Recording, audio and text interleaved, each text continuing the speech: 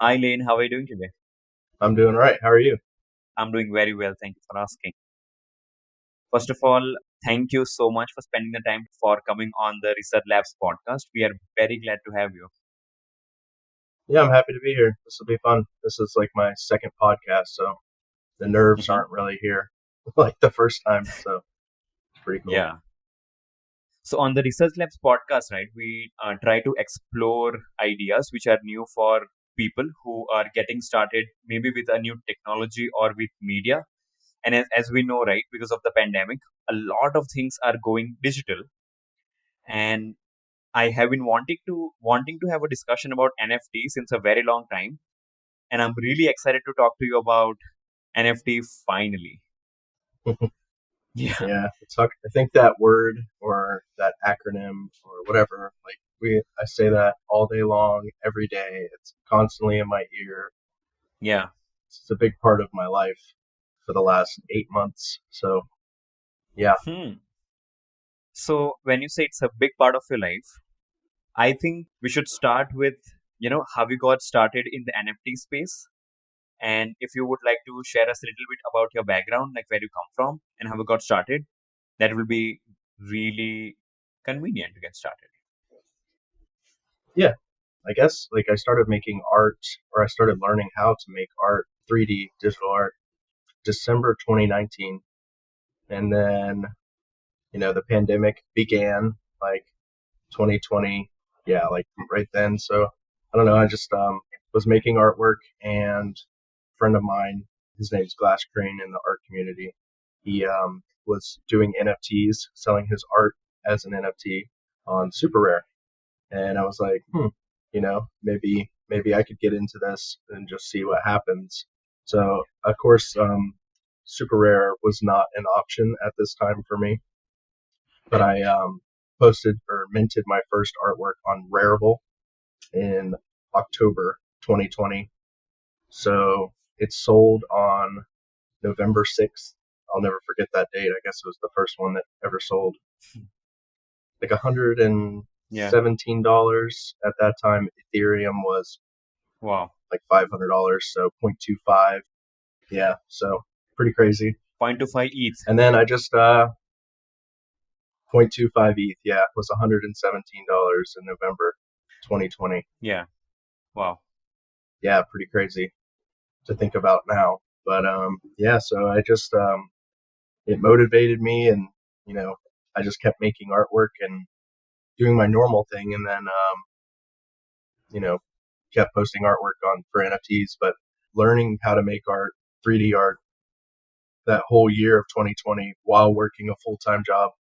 I used to be a wine sales rep for a major distributor here in the United States, and I mean they're pretty much worldwide the largest.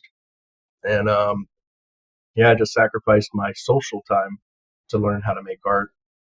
Yeah. So yeah, it's crazy, but I actually today I no longer work for someone. I work for myself, and I was able to do that by just making art and selling them as NFTs, minting them on the blockchain. Back then in November when I first sold one. Since Yeah. then, I have diversified, where I mint my artwork in February 2021. I did get accepted to Super Rare, and it was probably my most successful month. I hmm sold four artworks, four NFTs, totaling in I think it's like 6.7 Ethereum. So at that time it was about $10,800. So if you consistently, sell your artwork as NFTs and consistently make that, it gives you the opportunity to no longer depend on a corporate company to, Hmm. you know, pay your living wages, I guess. Yeah. Now I'm a full time artist, and that's what I do. I make art, and I push myself to make the most profound artwork that I can make and mint them on the blockchain. So on the Ethereum blockchain, I'm on Rarible, Hmm. CryptoArt.ai, Super Rare, Foundation. I think that's about it for the Ethereum blockchain. And now I'm on the Tezos blockchain also. proof of stake, a little cleaner, doesn't use up any energy, doesn't hurt the environment, doesn't, clean NFTs. Really fun community. And the Hikiknunk is HikiknunkXYZ.xyz is that platform. And that seems to be where the shift is moving right now. A lot of the artists and collectors are starting to move that way because of gas prices. Do you know what a gas price is? I do know what a gas price is, but I think we have a lot of things to unpack from your Yeah, answer, yeah, and I think this is going to be very interesting. yeah. It's been crazy. Everything moves so fast in this space. Yep. The question, right? Can you, in your own words, very briefly explain what is an NFT? All right. So NFT, it's a non-fungible token. To me, it is basically a ledger. So it proves authenticity for an artist. From an artist standpoint, I guess. So digital art, any person can go on the internet and right click and save an image to their phone as their background or on their computer and be like, look at my artwork. They can claim that it's theirs. Anybody can do that. Yeah, But with NFT, you are minting it on the blockchain as the artist. Like, my name is Lane. This is my artwork. It's minted on the blockchain as my artwork. And it's like a ledger. So you can see the history of that artwork. This is, on May 20th, I minted it on the Ethereum blockchain for $2,300. And then you yeah, can see where you came in and bought that artwork and for how much you paid for it. And then you could flip it to sell it to someone else, and it'll show the history of that piece forever and ever until none of us exist anymore. But it'll yeah, still be there. And another thing that's cool for artists is not only having a platform to sell digital artwork, because typically digital artwork doesn't end up in a gallery, or it's really yeah. hard to get into a gallery. You get royalties. So I sell it to you, and then you Hmm. sell it to Bob. Well, because you sold it to Bob, I get a 10% royalty, and that's pretty much the standard in the NFT space. You can also customize the amount of royalties you get as per the platform, right? Or it's standard 10%. Some platforms you are able to change the royalty percentage, but I Hmm. will tell you right now, from a collector's standpoint, Hmm. they don't want you to put anything more than 10% because you're technically taking away from their value. Makes sense. 10% is perfect enough for you because some of these artworks are flipping for, a lot of money. So, Yeah, you sell it for 5,000 and then Bob sells it for, 500,000, makes as an sense. artist, you know, you should be thankful for that you're even getting a royalty at that point. Yeah, It's pretty cool. I personally haven't sold a piece yet on the secondary market. My collectors are pretty much holding on to my pieces and waiting for whatever to happen. But it's been a journey. But yeah, so it's basically like a ledger that hmm proves authenticity to whatever you're minting on the blockchain. hmm. So when you say there is already also a secondary market, Hmm. that is very interesting to me because up until today, right, we could only see who is my customer.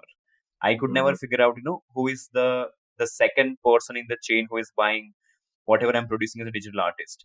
I think that is really revolutionary if you think about it. I think it blows my mind. Oh yeah, it's crazy. Even even on the new platform Hikitnunk, so a lot of these artists are selling their artworks for 1 to 10 Tezos. Tezos is like, I don't know what it is right now because the cryptocurrency world is kind of upside down, but Yeah, um, yeah, it's not good right now. But it was like $8. So if you're selling yeah. something for 2 Tezos, you're looking at $16 for an artwork, which is Wow. not really what most of us are selling for with Ethereum.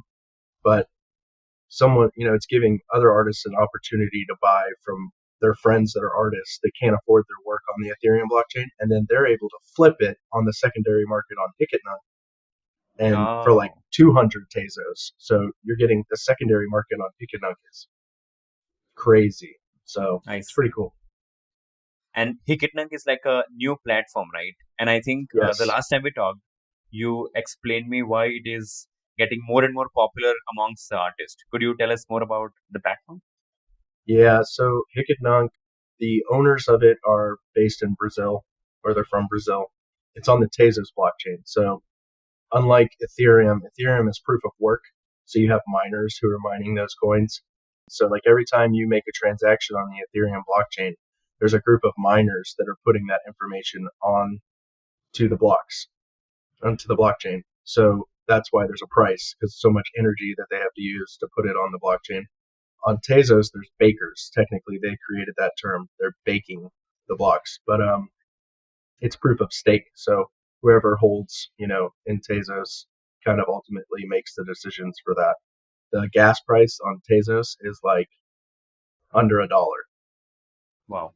When I started on the Ethereum blockchain, gas was like Hmm. 87 cents to $1.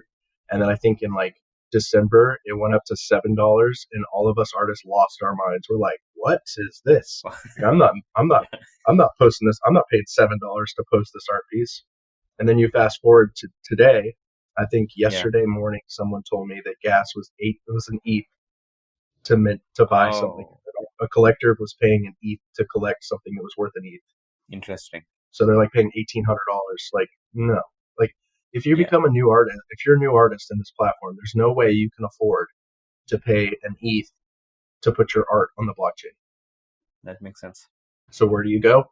You go to Hicketnunk, because I mean, you could take $5 from Coinbase and buy Tezos, like, one Tezos, and you can potentially post like 50 art pieces. Oh, that's affordable as compared to, let's say, Ethereum-based platforms. Yeah, very. I mean, it's like the barrier to entry is, there's no barrier to entry like Ethereum right now. So that's why Hicketnunk is picking up speed. I mean, hundreds of people a day. The platform itself is it's the aesthetics of the platform is a little weird to get used to, but it's really fun to collect work, and like we use Clubhouse a lot for that. You come into those rooms and you fill out your Yeah, I think that's how we got connected. yeah, yeah, somewhere down the line. I Yeah, really don't remember. It's yeah, like I said, time is so crazy in this space. yeah. Everything moves at like light speed. And I think everyone in the media also, right? They are putting out a lot of stories about all the different NFT artists on a daily basis. So I think it's really catching up the hype. Oh And I mean, it's also very new and it feels very revolutionary if you think about it. yeah. I mean, I've only been an artist for a year and a half, so I don't have like this, 10-year, 20-year backstory like most artists. They can tell you that they've had to do, commissions and doing logos, and, take the bottom dollar because people are like shortchanging them, or, I've heard the stories. And, like getting into galleries, there's a lot of gatekeeping going on, and, you know, what defines you as an artist, being digital or, analog or painting or whatever. And now it gives digital artists a platform so they can sell their work and for the value that they put into it. It's definitely revolutionary, and a lot of us are definitely like pioneers or pillars in this community. It's been a crazy journey for me. Even it's like the community is probably the best thing about this whole space. Got it. Coming from corporate world, the corporate America, it's cutthroat. Anybody will cut your feet out from underneath you to get ahead, and to get promoted, or get that raise or whatever. But in this space, it is not like that. Like, just about every artist in this space will do anything they can to help you get to the next level. Like, even me Wow. coming up, like I'm still learning. I'm forever a student of art. I'll probably be learning until the day I take my last breath. But I can reach out to any artist pretty much and be like, hey, can you help me with this? And they're like, absolutely. Like, they'll help you out. If you're posting your artworks, like what you're posting for sale, everybody's happy to retweet something, or like it, or give you advice. We got each other's backs in the great times and in the bad times. It's awesome. Nothing like the corporate world. Nothing. I see. So, for an artist who wants to get started with NFT tomorrow, like what steps do you think they should follow? If they're just getting started, they have no clue. They are just an artist, and they have been producing digital art and posting on their Instagram, because that's what I see them doing. They will produce an art piece and just post on Instagram for Mhm. free. So, what advice do you have for an artist who is putting out their work just to get likes on Instagram? How they can make the switch to NFT? It's actually a lot easier than most would think. So you would have to get Hmm. some kind of wallet like Coinbase. I use Coinbase. I don't know of any of the other ones really, to be honest. So I'm not going to say their names, but Hmm. you would get a Coinbase and, buy some cryptocurrency. But it doesn't Hmm. have to be like a full coin of something, like most people look at Bitcoin and they're like, oh, I can't afford Bitcoin. I'm not going to buy it. Even if you have, Yeah. even if you bought $100 worth of it, not today because of what's going on, but you could buy $100 and tomorrow it could be $125. So like, even though you can't afford the full coin, just put a little bit of money into it. If you're going to be minting artwork on the Ethereum blockchain, then Hmm. you'd have to buy Ethereum. If you're wanting to try out Hicketnunk, Hmm. you would buy XTZ, which is Tezos. And once you buy that, it really depends on which you're trying to mint on. So if you want to go the Ethereum route, the best thing to probably do is get a MetaMask. It's a Chrome extension on your browser. And with MetaMask, I mean, it's simple. It pops up, you log in, and whatever platform you go to, it automatically gives you an option to connect. And then how you would get your money from Coinbase is you would copy and paste the MetaMask address Hmm. and put it into Coinbase in the send spot, and then you would send that currency to the MetaMask. For Got it. Tezos, you have to get a Temple wallet, and the Hmm. Temple wallet is the same thing as MetaMask. It's a Chrome extension, and you would Hmm. do that same process. You would send that money to that address, and that's pretty much it. And then you go to these platforms, and it'll give you the option to you mint your work. So you would just click on whatever tab is there to put your artwork out, and you find your highest quality image. You Hmm. put it in there, you put the name, the description, how many editions you want to sell. So if you want to sell like say 50 editions, kind of like you would think of prints or something like that, you'd put in those Yeah. edition number, put your price and mint. And that's pretty much it. Wow. Then you have to do your own marketing. I mean, you have to advertise your work because the platforms are not going to do it for you. So you're literally independent, but that's good because you get your you get your worth from it. Now the platforms typically do take a cut, but most of the platforms they're pretty 2.5% is what most of us look for. There are some platforms that take more, but that you have to do your due diligence and read the terms and conditions on every platform. It is absolutely imperative that you do that because you want to make sure you're placing your hard work in a place that's going to take care of you. So, for someone getting started, do you think it is easier if you're already a part of a growing community like Twitter or Reddit? I think I don't really play too much in Reddit. I don't know if I even should be or not, but if you want to be in the crypto art space and you want to be successful, you definitely need to be on Twitter. Twitter is where all the crypto people hang out. That's where most of your collectors are. Instagram, not really. I don't. Yeah. I mean, I haven't. You know, nothing's ever come from there. It's mostly from Twitter. So, all the traction you have gotten till date is from Twitter. Correct. Yes. Absolutely. Yep.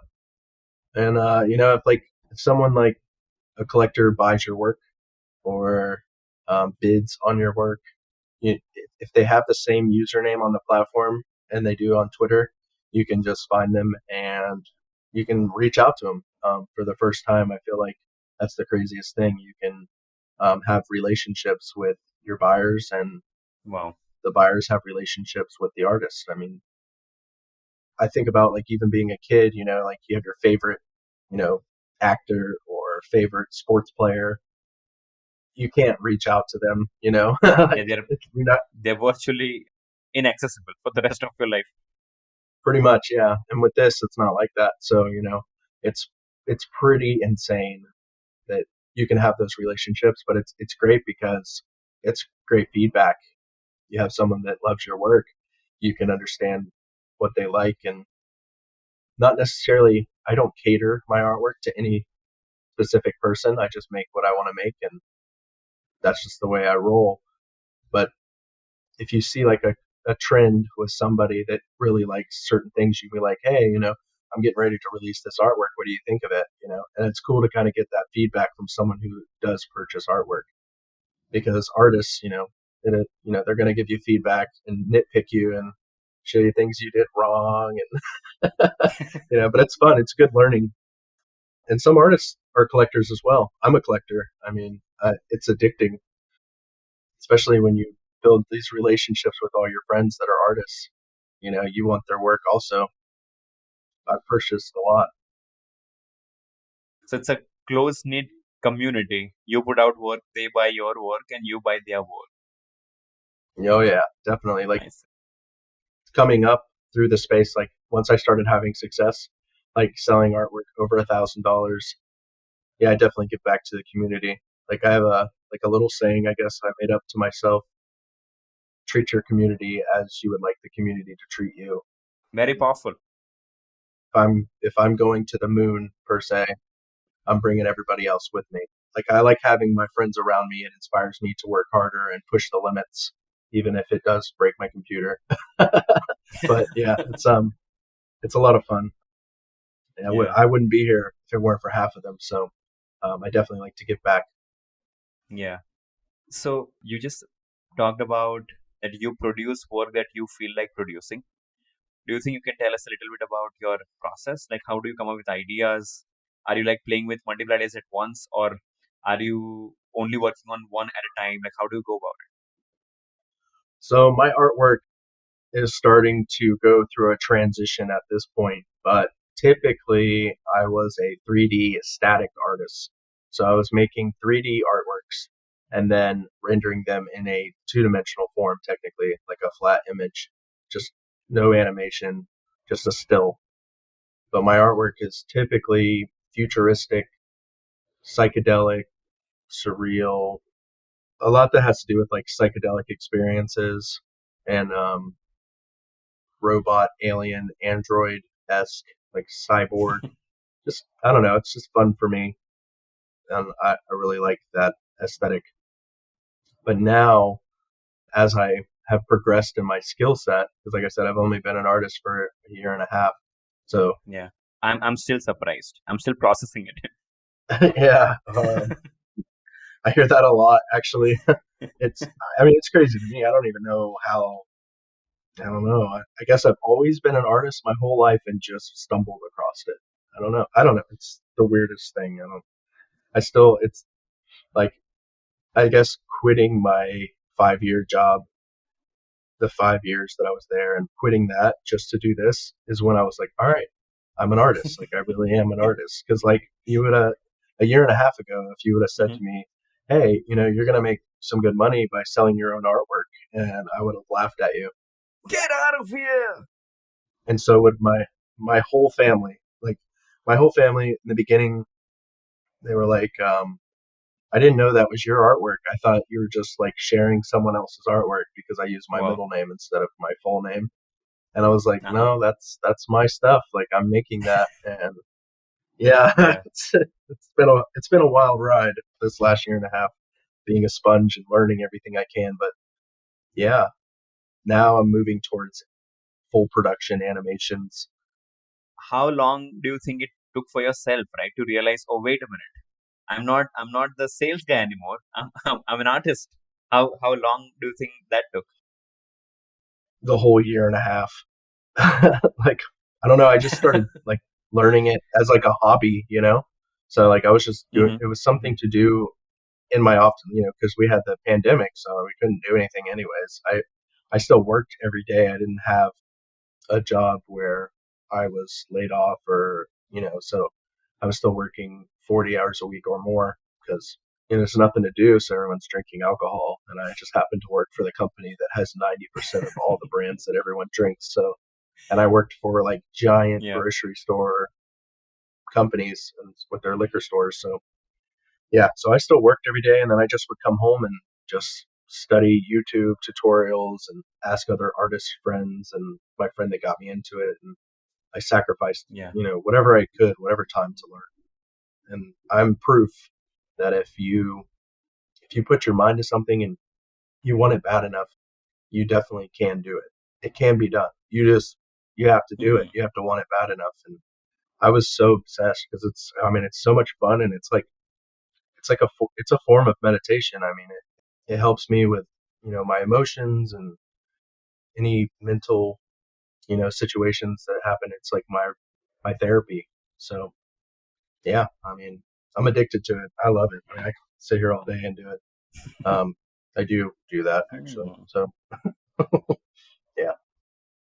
How do you think your social interactions changed because you became an artist? Like, do you think there is a drastic change in how people see you now? mm, I'm definitely more digital now. Like I spend most of my day making art and in clubhouse rooms. So vocally, I'm still interacting and socializing with people, just not physically. I mean, I live in Florida, so we've been open for a while. You can go out and do stuff if you want to, but I typically do not. I spend most of my time home and working on my craft because this is my life now. So you know I have to I have to be here for it. Clubhouse and Twitter and that kind of stuff. I still go out, and hang out with some friends here and there when I have time, but I'm fully dedicated to this. So I don't want to do anything else. This is fun for me. I think I have more friends now, though, honestly, being an artist. After you became an artist? Yeah, because we all are on the same like wavelength. We all have that same energy level, and the creative. Like I feel like that's a type of person, the creative. Definitely. When you surround yourself with other people who have the same like intention and skill, or Interests. yeah, the same interests. I think the fact that, it's a very new space. So, like, everyone is trying to figure it out. So, like, no one is 100% sure about everything. I think Yeah, that makes it it's easy to connect with each other. yeah, definitely because it changes like so rapidly. Like Yeah. when I started, it was pretty normal. You post your artwork, you're starting to get to know people. You're posting your artwork, and people are giving you feedback, and then people sold his first artwork in January for 1.3 million or something, or 1.6 million. After Wow. that, after that day, Yeah. after that happened, it Uh-huh. was like world recognized. So everybody was like, "Oh my goodness, I can make an image and sell it for $1 million." So everyone runs here. I mean, talk about like the Great Flood. That's Yeah. basically what it was. And then when Yeah. that one sold on the secondary market for $6.6 million, then you got celebrity attention. Like Yeah. Gary V, Paris Hilton. All Hmm. these Hmm. huge celebrities that Mark you Cuban, know. Yeah, the Mark Lake. Cuban. Even I think even the Lakers are doing it now. Yeah, probably.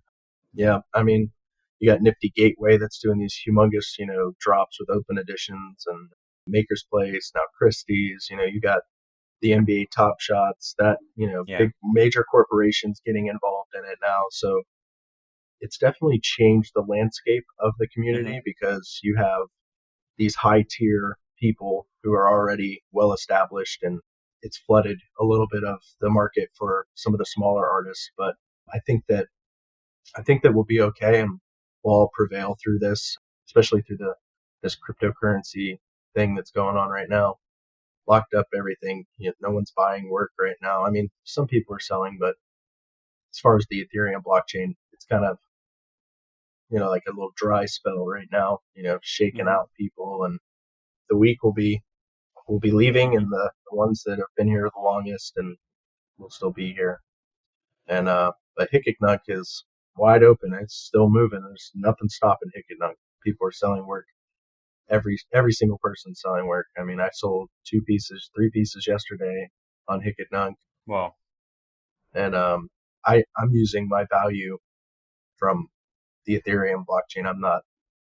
I did in the beginning. I used like lower prices just to have fun, with the trading thing, like trading NFTs back and forth Yeah. because it's fun Yeah. and it's cool to give back. But now most of my artworks are set at prices that I would make on Ethereum, $2,000 and $3,000.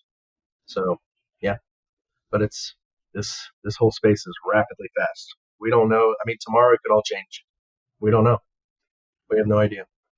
Do you also think because an artist is just not responsible for creating the piece now, he's also the marketing guy, he's also the sales guy, he's also the PR guy. It's a single guy who is, doing all these different things. So do you think it puts a little bit more pressure on the, yes, there is vast opportunity, but do you think it's more work and more pressure now that he's responsible or she is responsible for the whole deal?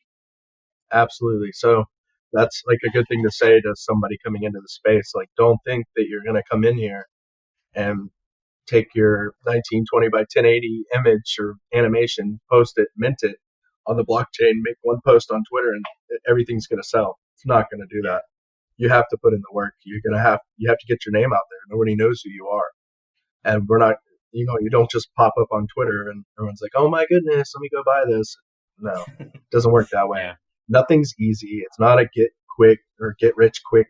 None of that. It's no. You have to put in the time, the work, be involved in the community, build relationships with collectors. Even if you don't have any collectors, if you see one that's collecting, just watch and learn from Yeah. others around you. It's a lot of work for sure. Like I've never had my own business or had to do marketing or any, like I used to be a sales rep. I could sell you any bottle of wine I wanted to all day long. It's easy because that's what I've done for the last 5 years. But I'll tell you, it's very hard for me to sell my artwork to somebody. Like, I don't know if it's because Hmm. I created it, or I don't know. I know how much time I put into it, or I don't know. It's really difficult for me to do that. And like marketing and like showing the same thing over and over and over, retweeting over and over and over, it gets a little weird to do that. But yeah, it's not an Hmm. easy thing by any means. I mean, your artwork will sell if it's good artwork, but you have to put it in front of the right audience. So hashtags are important in this space. Which ones you use: NFT, crypto art, clean NFT, Hickok, tagging people, and definitely make sure it's your artwork. Hmm. Definitely do Yeah. not post Yeah. Yeah. anybody Yeah. else's artwork. Even even if you're remixing it, if you're gonna remix someone's artwork, you definitely need to put like their name, like inspired by or something like that. Because if you don't do that, we will catch you. Like the artist community Yeah. watches everybody, Makes sense. and we'll call you out on it, and that's the last thing you want. Could make or break you. Yeah. So You will basically end even before you get started. I see it a lot. There's people doing it though. I mean, there's been some copyright issues and stuff like that, and there's really no repercussions at this point other than getting called out globally, and everyone sees that you do it. So That's a good segue to, I think, the next question, right? Because I wanted to talk about the copyright issues that, I don't know, that the space might be dealing with because it's so new, right? I don't think everyone has really figured out how to go about it. And do you think that causes tensions or, do you think it's a challenge, the copyright issues? it's really hard to speak on that because there isn't really any, like, even an artist can, you can get verified on a platform. It's happening. I mean, I've seen people that were verified that were taking people's work that are not even in the crypto art space. Whether they are grabbing the photos from Oh, Behance or ArtStation or even Google and then just saying it's their own. They're already verified, and people buy that work, and then one of us artists might know that real artist and be like, wait a second, that's not your artwork. And then, they'll go to their friend that's their Mm. artwork and be like, hey, did you mint this on the blockchain? And they're like, absolutely not. So then now you got to get in touch Oh, with the platform. You got to get in touch with that person that did it. And then you got to, get in touch with the collector that collected it. And, they have to figure it out, on their own terms, because there's not like a police department, that's like, hey, you're going to crypto jail because you posted the wrong, there is nothing. It's too new of a space. crypto jail. Um, Yeah, and I was yeah, saying this even 3 months ago. It's too new of a place. We don't. There's no repercussions, but it's still too new of a place or a space that we're in. So there's really no way to stop it other than to keep your eyes always watching. Make sure that people are doing the right thing and call them out on it when they're not. You don't have to like you see something wrong like right then and there, put it on Twitter, try and contact that artist and, just see what's going on. But, if they're not willing to yeah. work with you, then absolutely that's wrong. And, we don't have time for that here. Be authentic. That's what the whole point of this whole thing is to show proof of authenticity and to get the value out of your hard work. So we talked a lot about the NFT space from an artist perspective. I think we should also look at the NFT space from a collector's perspective. Like, if I'm a collector, how should I go about It's basically the exact same thing. Literally, it is. You get it? your Coinbase, you get your MetaMask or your Temple wallet, and it's the same thing. You instead of you know creating, you're just collecting. So you'd still make a Yeah, profile on the platform, but instead of minting artworks onto the blockchain, you're just going to these artworks that you find on the platform. we'll be bidding and buying. Yep, you click on the image and you hit bid or buy, or you know that's pretty that it's the same process for both of us, except for we take an extra step by having to mint it and put the creation up. It's easier for a collector, really. Yeah, and then you just some collectors go about it. They curate their collections. They collect artwork that fits their aesthetic pleasure. So and there's some crazy collections out there.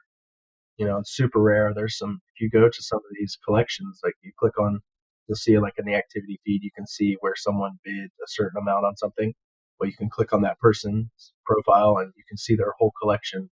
I mean, there's some of them are absolutely amazing, and Wow. it's pretty crazy. I like to do that just to see, I like to learn how people collect artwork. Like I just look at their collections and why, like try and figure out why they collected certain pieces and just kind of like how it flows in the collection. It's really cool. And then there's a lot of options out there now. Like you can even get some of these digital artworks in real life. I bought an artist. His name's Databyte. I bought his artwork, and it came with a infinite object. So the artwork streams in this little Oh, box. I don't know if you can see it. yeah, yeah. Constantly loops. Wow. So it's pretty cool. Yeah. So we have these options, and How does that work? it's like a little iPhone in there or something. It's like a little screen, and it plugs in. You can't get Oh. inside of it. You can't interchange them out, and it just Mm-hmm. sit there and loops until forever and ever and ever. I mean, one of my art pieces I sold, a collaboration I did with Digital D, Mm-hmm. the collector Blue Heel. He bought the piece, and I bought an infinite object for all three of us. So, and there's plenty of other companies. So you plug it in, right? You plug it in, and it's Yeah, there. yep. You don't even have to plug it in. Like you plug it in to charge it, and you can unplug it, and it'll play until it dies, and you just plug it back in. I just keep them plugged in because I don't know. But they're really cool. It's a really cool option. They have much larger ones too. There's a company reached out to me, I don't know, a week ago. They're called Mm-hmm. the Meta Frame. I kind Mm-hmm. of like theirs. I mean, they're pretty big. Also, they're large resolution size, but they have speakers too. It's because a lot of Oh. the animations today, Mm-hmm. um, you know, these platforms and collectors are looking for full production. So music involved because an animation's cool, but if there's no sound to it, it doesn't really add too much emotion element to it. But with sound, it's changing the game. So there are NFTs with music in it. Oh yeah, yeah. I have a couple. Okay. See. I collaborate with these music artists because it Mm-hmm. adds, it adds more value to it. Mm-hmm. That emotional feel, and it's pretty great. Yeah. So, I mean, the NFT space is blowing. You have crypto art, and then now music. Artists are getting Mm-hmm. involved if they're independent. Like Blau, he dropped an album on as an NFT, and he had like a Wow. clubhouse room with the drop, and like his Mm-hmm. album sold for like $11.7 million or something like that. Wow. So I mean, there's music artists getting involved. There's photographers now getting involved. Even analog painters, traditional painters, they're scanning in their canvases and selling their art digitally. So Yeah. I mean, it's just a full around community. Everybody's here, and it's so new that some of these things don't exist yet. That Yeah. Yeah. exist, in real life. So we're now just it's just all coming together as one. It's pretty Makes cool. sense. It's pretty cool. Hmm. Yeah. So you also mentioned that the collector space is a bit dry at the moment because people are not really collecting or buying. Yeah. Gas So how prices. the gas prices are pretty high, yes. They're really And bad. yeah. So how do you see the space going forward? Are you optimistic or do you think, some changes might be necessary to keep going? Well, supposedly ETH 2.0 is supposed to come out soon. Ethereum Yeah, 2.0 an upgrade, and that's supposed to help with the gas prices, the gas prices. um, Yep. to make it a little easier for artists to mint work and for collectors to collect. Because you have to, every time you do something on the Ethereum blockchain, whether it's change a price, burn something, remove it off the blockchain, Hmm. put it up for auction, collect it, accept a bid, Yeah, you have to pay a gas fee.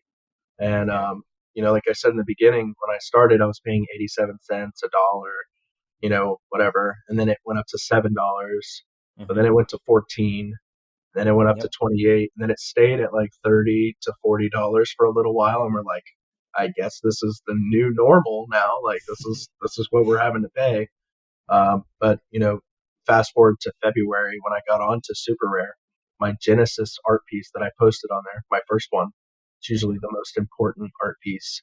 Um, the I first one. paid I paid $287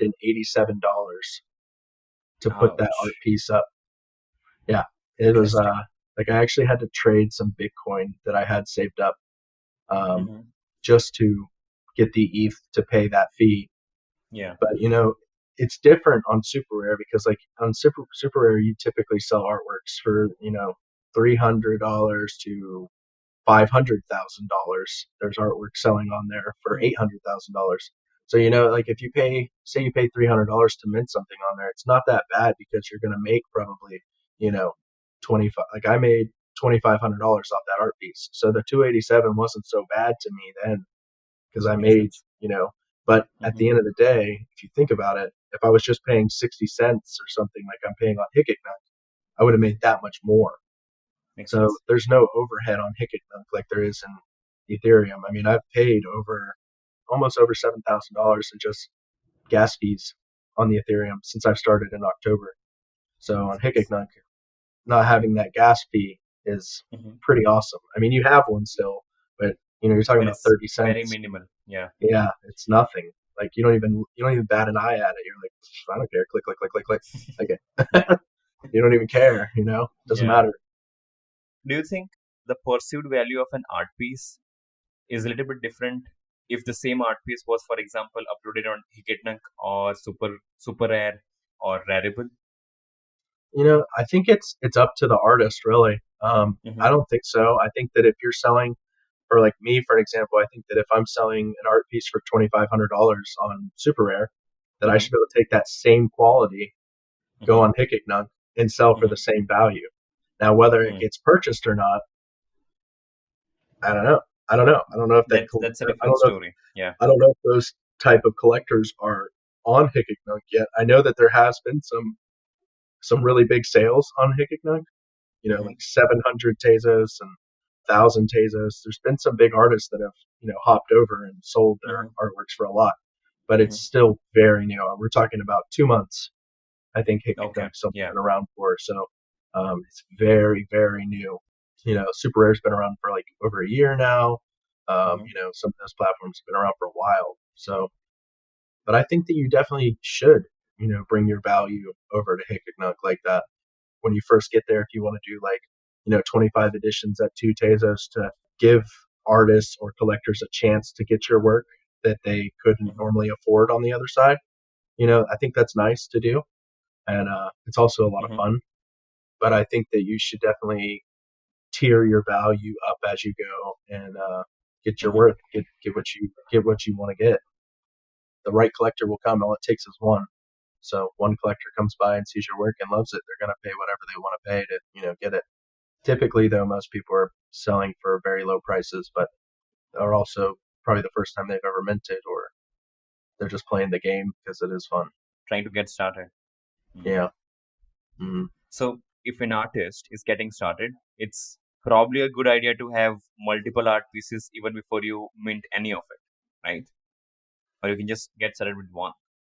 No, I mean you could just make one art piece and put it up, and as you wait for that one to sell, you can make another one. For me, like I like to make. I go in like every once in a while I do this, but I'll make an art piece a day for like a month, and I'll pick and choose the best ones out of that month's worth, and then I'll mint them um, wherever I want, Hmm. just because I'm all over the damn place. I can post stuff. I have like 8 platforms I could just drop artwork on, but yeah, all you need is one art piece. I mean, there's no rush. Like whether you put an art piece up Yeah, today or an art piece up in 3 months, it doesn't matter. I mean, we don't know what's going to happen in 3 months, but it's up to you. I mean, there's no rush. No one needs to freak out and oh my god, I got to get this art piece up. There's no point. I mean, just take your time, put your best work out. makes sense to me. Don't draw a stick figure and be like, I'm gonna mint this. I mean, if that's what you want to do, that's the kind of art you make. Yeah. Since the space is so new, right? Do you worry that it might just go away at any moment? Mm, no, I don't. I don't think it will. There's too many of us. Is that a thought? Yeah, I don't. I don't think that. I don't think. I don't think we'll let it go away. Most of us have been here for some time. Some of us longer than others. This is my way of life now. Like I had to make that Mm-hmm. jump, and I'm going to do everything I can to keep it going, and help others get into the space. And I pay forward everything that I've learned, along the way, and yeah, definitely help everybody get here. And if people get discouraged, try and boost them up and tell them to keep trying. And sometimes I need it, sometimes other artists need it. Just got to keep trying and keep putting our best work out and our best foot forward, and don't look back. Just keep moving forward. I don't think it'll go anywhere though, and if it does, it is what it is. But I don't think it will. I mean, I do think that there might be a reset someday. Like it might, like a bubble might pop, but all that's going to do is shake out the ones that don't belong here in the first place, you know, and the ones that have been here and trying to make this better and innovate new platforms and new new places to put our artwork. We're going to be here for the long run, and it's just going to be a constant revolving process. It's going to constantly do this over and over and over, and for many years to come. You never know. Most of us might be on TED Talks in like a year from now, and As soon as explaining, things open up, you know? Yeah, yeah, yeah, explaining the first days of this whole crazy movement. But yeah, yeah. it's crazy. It is crazy. That is for sure. Hmm. Yeah. I love it. I mean, this is the first time, artists get to be on the center stage, and they Hmm. can, because even if, let's say, the traditional industry, right? where we see very big artists complaining about their not so amazing contracts with the companies, right? When you hear Hmm. stories like that, I think this is the kind of movement that was required in the artist space Hmm. to even out the power imbalances that existed before. Yeah. I mean, it's like some of these platforms, they only take 2.5% of your sale, Yeah, And I was talking to a friend of mine yesterday, and I was like, "So how do I get my artwork in like an art gallery in like real life, like out in the real yeah, world?" And they're yeah. like, "Oh, you go through this step and you do this." Da, da, da. And then I was like, "Well, how much does the gallery take from the sale?" And they're like, minimum of like 50%." I'm like, 50%? And they're like, "Yeah, some of them like are like 70%, 80%." I'm like, "What? No way. Yeah, Like, why would I want to do that?" So, yeah, I mean, I want to do it just to get like my artwork out there and in front of more people. But yeah. at the same time, like, that's not good. It's a Like, yeah, it's a why reverse dynamic basically. yeah. So I think that galleries now have to like look at what they're doing, because they're probably struggling right now with artists coming Mm. to this, Yeah, you know. yeah, yeah. And I think that maybe galleries I there could be NFT galleries in the centralized world, but they just have to cater to how we do things. Um, I don't know. I don't know what they're thinking or right now, especially, but if anybody that has a gallery and watches this and they want to bounce some ideas, I'm ready to. I have some ideas for sure. Um, yeah. but 50%, I heard that and I was like, Mm. I don't think so. No, just because it's hanging up on your wall doesn't mean you deserve half of the price. You didn't make it. Yeah, You know, yeah. that's crazy to me. And this is a very new mindset. I don't think this was the mindset before. Yeah, no, not at all. That's why this is a great space for artists. That there was no other platform available. Yeah, digital artists, really, graphic artists making logos for companies and Yeah, album covers and flyers and brochures and whatever. Um, yeah, and just taking whatever they could get to survive, or working for a major yeah. company, or 3D artists, or working for studios making Mhm. commercials and models for video games and stuff. But it gives the artist the opportunity to be independent. Yeah, And at the end of that the is day, true. really, nobody wants to work for somebody. You know, That makes sense. Yep. Mhm. Even podcasts. You can mint your podcasts on the blockchain. Yeah. You can. Little clips of Hmm. it. I'm telling you, Nice. any anything can be minted on the blockchain. Anything. I know. I heard that Coach purses and Prada and stuff like that, they're putting Hmm. QR codes in their purses and wallets, and you can scan Mm. it and see that it's authentic, that it's a real Coach bag or real Prada wallet or whatever, and it's Wow. minted on the blockchain for authenticity. I think that Hmm. That is your interesting. vehicles, yeah, your vehicle like Yeah. titles for your registrations and stuff like that on the blockchain. It's a ledger, so you can keep track. Yeah. I mean, I was even talking last night with a collector, and Mhm.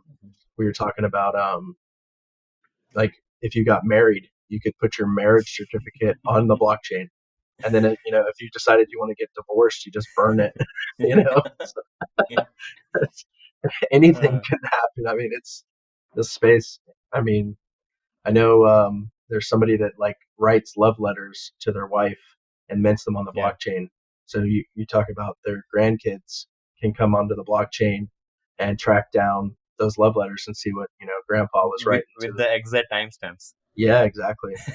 It's crazy. It's awesome. You can read them. You're like, okay, that's where I come from. Yep, exactly. It's pretty cool. Hmm. So Interesting. yep, anything can be an NFT. NFT is just a general term. I think like everyone that they sling that word around. Everything NFT. Everything NFT, yeah. But there's categories to NFTs. So like I don't call my artwork NFTs. I call it crypto art. I don't call Mm-hmm. it NFT art. Um, Mm-hmm. I laugh at people who call it that. But Yeah. just because they throw that term around, like it's no, there's categories to this, there's crypto art, Hmm. crypto music, crypto photography, you know, crypto Yeah. poetry. That's coming. I've seen a couple poets. In fact, my sister is like a writer, and she writes poetry, so she's wanting Hmm. to get into the space as well. It's just a lot. There's a lot happening very rapidly. It feels like I've been in this space for like 2 years, but it's only been Yeah. 8 months. Yeah. Like, damn, it's crazy. And I've only been an artist for a year and a half, so everything's like, like holy Super shit, fast. how did I get here? Super fast. Do you It's ask crazy. ask Lightning ask speed. that to yourself often? Yeah, yeah. I'm like, damn, how did I? It's just crazy. Everything, even that I know how to do, like just like my progression, how much I've progressed as an artist in the last year is Hmm. crazy to me. Like, Hmm. and I can see other artists that I, talk to on a daily basis, and I can see their artwork. And when I look at it, I can even like famous artists like an Android Jones or like Chitimical, and even my friend Glass Crane. Like I can look at their artwork and see certain things in it and be like, oh, I know how he did that. Or it's cool to be able to do that because I can remember when I was first exposed to like Yeah. Android Jones or like a Ben Ridgway. I'd look at it utter amazement and be like, wow, like, how do they do that? And now I can look at it and be like, okay, he did Yeah. this, he did that. I know how he did this. It's kind of cool. Yeah. And then when you have newer artists, that are learning, I can see where they're at in their Yeah. journey. And I can reach out to them and be like, hey, you In the should, process. Yeah. do this with this, and give them tips because people give me help all the time. So I'll Yeah. finish an art piece, I'll Yeah. send it to an artist, be like, what are your thoughts? And they'll tell me, and I'll be like, be crucial, because that's the only way you're gonna learn. You Yeah. know, have them literally rip you to shreds. Hmm. Sometimes it's discouraging, but like you got to look Yeah. at it from they're just trying to help you get better. The last thing you want to do is put out an Makes art sense. piece and look stupid. Because there's a lot with the Beeple thing, with Hmm. people coming into the space and these big, established artists. There's a lot of professionals now moving into this space, and you no longer can just put out whatever you want. You have to make sure it's the best of the best because And they're bringing years of experience and skill sets. so yeah, Yeah. it's definitely crazy. Um, I'm really happy though that I decided to do this, and then even like Yeah. the social platform now that's happening. Mm-hmm. So like BitClout. Have you ever heard of that? BitCloud. Uh-huh. Yes. Yes. Yeah, so it's like Twitter, but you it has cryptocurrency involved. So like when you log in there and create a profile, you have your own cryptocurrency, like your own coin, and you use the Wow. platform's currency called BitClout. You can buy with Mm-hmm. Ethereum or Bitcoin or whatever, and you can buy your own Mm-hmm. coin and have a creator coin. And other people who are on this platform, huge investors, Mm-hmm. whales or whatever, they can invest in your Mm-hmm. coin. So it builds your value Interesting. up on this platform as an artist. So they're Yeah. investing in you and your journey. It's apps. I love it, honestly, because like you can go on that platform and create your profile, and then you can look around at other artists, and if you like their work and you believe in them, you can invest in them yourself. Other Yeah. investors can invest in you.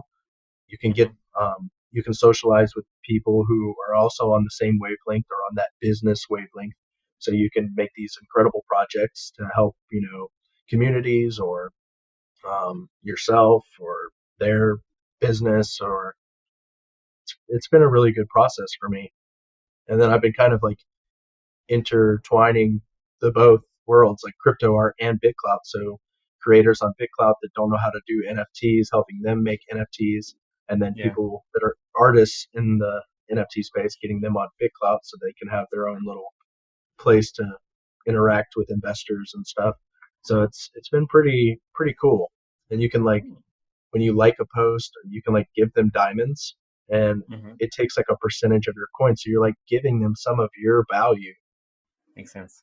like Yeah. little percentages you wouldn't even notice, but they add up over time. So someone gets a piece of your coin. It's pretty cool. I like that aspect of it too. So there's a, there's just so much stuff coming. There's new platforms every day. There's people in your, Yeah. like, as you get as more and more established, you get people in your DMs, hey, I've got this platform and we do it this way. Would you like to come check it out, test it out, blah, Yeah. blah, blah, blah, blah. So it's Yeah. just constantly evolving every single day. It's really hard to keep track. And that's mostly why I realized that I no longer could work in the sales Yeah. business Yeah. anymore and do my art and keep up Mm-hmm. with the community and keep up with the changes every day. Like it just became too much and it was affecting my creativity as an artist. So I was like, Yeah. I my company knew it was coming.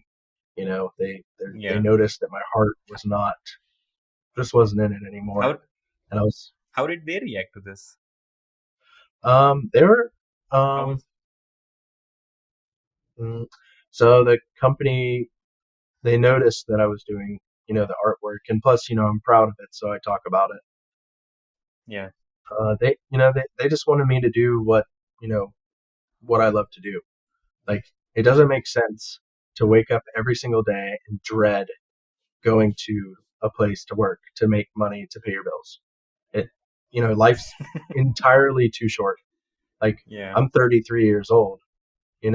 Half of my life, if I continue to live a really healthy lifestyle, I might have another 46 years of healthy life where I can like get up and move and walk around. Yeah. Yeah. Yeah. So I'm not old, but I'm halfway there. So like I didn't see myself. I wasn't happy to go to work anymore. Like I want to make art. I love it. It makes me happy. Yeah. I like spreading my message to people through my artwork, Mm-hmm. and I'd rather do that the rest of my life than wake up Makes and sense. work for somebody else and work doing that. Life's too Wow. short. I could die tomorrow, and I don't want to waste my time somewhere where I don't belong. Makes sense. That's really powerful. I must tell you. That's powerful. Yeah. Yeah, I mean, and a lot of people do it. Every day they wake up, they Yeah. go to this place where they have no drive, they don't enjoy anything they're doing, and why? Like, if you do Yeah. something you love, you no matter what you make it work. It will work out. It took a lot of like I met a lot of artists, like on Clubhouse and Clubhouse rooms, and they basically made me aware that you can do it. It can be done. Do what you love, and it will work out. You'll figure it out and make it work for your lifestyle. And get paid for it. But yeah, life's too short. Life is way too short. I wasted the first part of my. I mean, I'm happy with the things that I did because it made me who I am today. But I wasted. If I Yeah. could have, like, I see some of these artists. They're 16 years old. Oh my god. I wish. I wish I could go back. I wish I could. Like, can you imagine where I would be right now? Like, if I would have started learning art when I was 16 and like making these 3D artworks at the age of 33, I'd probably work with like huge studio. My skills would be crazy, but it is what it is, man. I'm here now, so I'm gonna make the best of it. Keep moving forward. I got a year and a half under my belt now, so I just try to think of myself like, damn, where am I gonna be in 3 years? It's gonna be crazy. How I see it is, a lot of people, since there was no NFT, there was no digital art online marketplace. I also feel a lot of people were kind of trying to figure it out, but they were not really sure how to go about it. And you really made the switch at like I would say like at the right time, Yeah, right before it blew and up. right before it blew up, and you were like able to figure it out very Hmm. early. Yeah, So yeah, maybe if you started when you were 16, maybe there was no platform back then. yeah. No, no, back then there wouldn't have been. But still, um, well, that's not true because some of these artists that are in here now, that have been doing this their whole Yeah, lives, they found their way. So, and they're much more established than I am, of yeah, course. But I lean on them, for advice and stuff like that. They're the real OGs, as you would call it, and they're in yeah, the clubhouse rooms. I mean, when I first seen art, like before I started learning it, like this kind of art that I make. like Android Jones, that's Yeah. like a legend. Like his artwork is in the Smithsonian. Like he's a major deal. Yeah. And then he hops into a Mm. clubhouse room and I'm having conversations with him. That blows my mind that you're able to do that.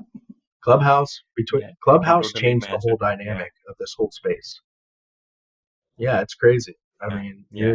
you're conversating with people that are your idols Yeah. and they're helping you, like teaching you stuff live, right? It's like you're sitting in a living room with them on Clubhouse, but it's awesome. Like before, we just watched Yeah. them do their stuff. Now we're talking to them. Mhm. Now we're talking to them. Yeah. Yeah. Mhm. Interacting on a daily basis. Like, hey, how was your day today? Oh, yesterday was funny when we did it. It's Oh, like you're I'm hanging out driving, with you your know? friends. Meanwhile, yeah, Yeah. it's like talking on the phone with your friend. It's wild. Yeah, it's crazy. It hasn't been a full month yet of me being full time. 2 more days. I stopped working Hmm. for my company April 22nd, so 2 days. It'll be my month anniversary of independence. So kind of cool. It's pretty awesome. Well, I you're can do what I doing want great. when I want. Yeah, you're doing great, dude. Yeah, yeah, Yeah, yeah. it's pretty cool. But anybody else can do it. A lot of new innovations are coming, so I think it's going to be really exciting the coming year and the next 5 to 10 years. I'm excited. I'm pumped. Yeah, yeah, definitely. Kind of have to like fasten your Mhm. seatbelts.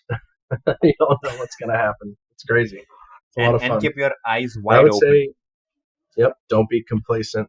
Complacent. And yeah, I think that anybody that watches this though, if they want to learn about the space more, Hmm. Clubhouse is definitely the way to go. Now that they allow Android users now and iPhone users, you just hop on Yeah. your phone, you just sit in the audience. You don't even have to get up and talk to anybody. Just listen in on the Hmm. conversations, and you can learn a lot. And then find the platforms and Google. I mean, you can Google NFT and you'll be smacked in the face with Yeah. a million articles on it. Um, you have to be careful what you read. Some stuff is a little troll like. Especially like they Misleading. I Yeah. guess the biggest topic is like how the environment is affected by Bitcoin or Ethereum, how it affects the environment, the energy usage and stuff. And like any chart Yeah. that they ever show, like this is my take on the environment thing. Any Hmm. chart that they show where, oh, you mint this art piece and it's hurting the planet, they don't ever Hmm. show what to compare it to. So like, how are you going to say that minting artworks on the Ethereum blockchain is destroying the planet when you don't show us to compare it to like what? Compared to what? So like every time you Yeah. go buy a burger at McDonald's, how much energy is that using? Or every time you have a kid, how Yeah. much energy is that using? You know, we're Yeah. all affecting this planet, but they're not comparing it to anything that in the real world. How much energy does YouTube use to upload these videos on there? Millions of videos every day. Yeah. They don't give you anything to Yeah. compare Yeah. it to. So I don't listen to that. I know that the Tezos, I know that that doesn't at all affect the environment, but Hmm. even the Ethereum, how you can't make that argument that it hurts the environment if you don't give anything to compare it to. So I don't even Yeah. worry about it, honestly, because there are platforms that are doing, things to help make it a little more efficient.